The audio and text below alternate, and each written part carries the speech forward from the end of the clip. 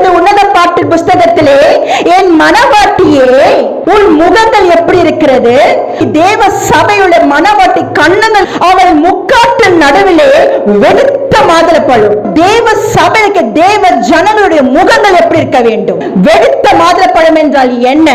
உனக்கு ஒரு பாரம் இருக்க வேண்டும். மாதுளை பழத்தில் அதுக்குள் நிறைய விதைகள் உண்டு, முத்துக்கள் போன்ற நிறைய அறைகள் உண்டு. மனவாட்டி என்றால் தேவ சபை என்றால், ஒரு ஆசாரி என்றால் தேவ சமூகத்தில் நிற்கும் பொழுது அநேக விதைகள் என்ற அநேக மக்கள்கள் உன் மூலமாக ரட்சிக்கப்பட வேண்டும் என்றால் நீ வெடித்த மாதுளை பழமாக இருக்க வேண்டும். பாருங்க, பொதுவாக மாதுளை பழத்தை வியாபாரத்தை வைக்கும் பொழுது கீறி கீறி வைப்பார்கள்.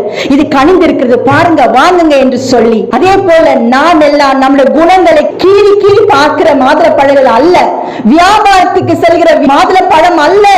இது தேவ சமூகத்தில் வெடித்திருக்க வேண்டும், பாரமுள்ளவளா இருக்க வேண்டும்.